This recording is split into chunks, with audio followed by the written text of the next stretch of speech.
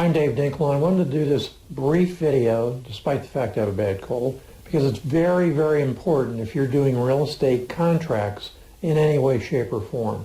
To me, there's basically three types of contracts, one of which you can go down to Office Max or order online. It should be state-specific, and it's a general contract that covers and favors sellers of single-family homes.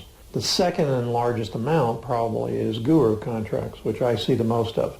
Out of thousands and thousands of closings, I've probably seen hundreds and hundreds of single and double page contracts that were put together by individuals, predominantly, or gurus across the country. But very specifically, if you're going to be doing real estate transactions, I always talk about a couple of things. The third one, by the way, the third type of contract, is very simply the one used by the State Board of Realtors, and it has clauses that very much try and protect two things, the homeowner and the realtor. And I'm not going to get into a bunch of clauses and things like that right now. The one that's most important is the one I'm going to cover.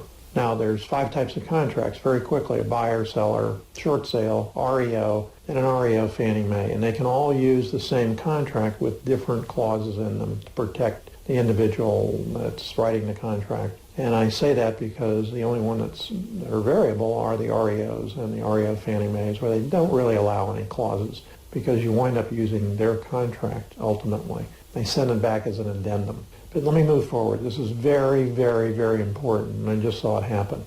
What a lot of new investors are fearful of is the legal liability in a real estate transaction. Now, I always talk about, in the A to B contract, the contract stipulates the limit of liability to be your earnest money deposit.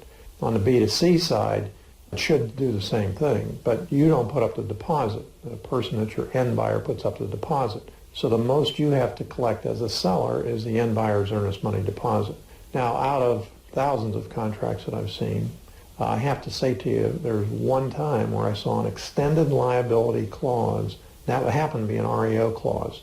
And what they did is they said if the buyer, didn't say investor, it said if the buyer doesn't close timely, he forfeits his earnest money deposit as well as the extended liability. So what does that mean to you? Well, it occurred just recently. I got a call from an investor who said, I have a friend that put a contract on a property in another state to buy it. Couldn't find a buyer for it. Now she's defaulting on her earnest money deposit because it's coming up for closing tomorrow by 5 o'clock or something. What does she have to worry about? And I said, well, again, the limit of liability in the contract should be stated as the earnest money deposit typically. And he said, well, I don't think that's it, because they're telling her they're going to sue her for 50% more than the value of the property. I said, well, get the contract and read it and see what it says. And I'm saying this over and over again to you. Read the contract, read the contract, read the contract. Because here's what happened. In the original purchase and sale agreement that the seller gave her, who happened to be an investor, he had an extended liability clause, which happened to be 50% of the purchase price. So if she paid $20,000 or was going to pay $20,000 and didn't, her liability for not closing is not her $200 earnest money deposit, it's $30,000.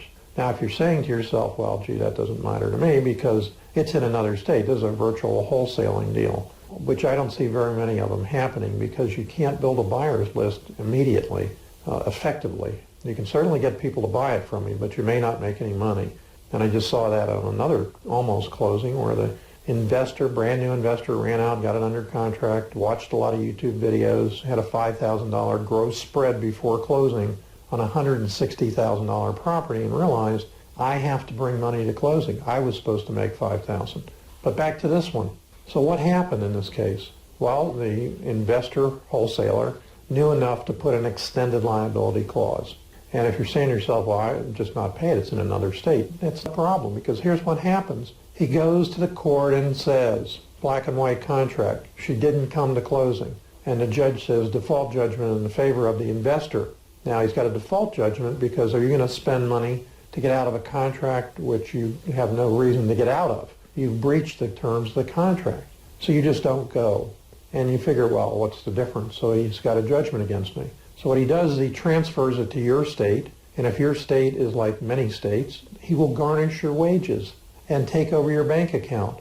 Now, how can he take over your bank account? Very simply, he has a court order to get back his $30,000 plus interest. All he has to do is get a good detective who can watch you to see what bank you go into. And then when you go in there the next time and you find out your account's been frozen, the bank's going to say, we couldn't do anything. We had a court order delivered to us, and you've lost $30,000 if you have it in your account. If you don't, he just sits and waits until you get it. And remember, you're paying interest on it all the time. So what's the point of this? Is that investor, wholesaler, doing something that's illegal? No. He has the right in the contract to put whatever he wants. You also have the right to not accept the contract if it has something that's not good for you. One of the things this is probably going to do for the industry is have investors put in extended liability clauses in their contracts. And I can't blame them. And the enforceability is the issue. But if they're good at enforcing judgments, you're going to be in trouble. So I say this to you. Your first choice in picking a specific contract is the Board of Realtors in your state. If you understand how that works, it's copyrighted. People that are using it that are not allowed to open themselves up to a problem. However, many states lease that contract to the public, Florida and Georgia, for example, and other states. And many states actually give it away free. It may be online, and it may be an attorney's type interpretation of the contract, or it may be the Board of Realtors contract directly. But here's the point. No matter how strict the contract, things that you would never have thought of in your 1 or 2 pages, it covers those. But all of them can be overwritten by a simple addendum, a clause. So anything is not cast in stone in the contract. Now what you hear from some of the guys is, look, you can make a contract on a table napkin. Well, you can if it's paper, but the reality is the enforceability of it and the things you didn't think about open you to potentially extended liability.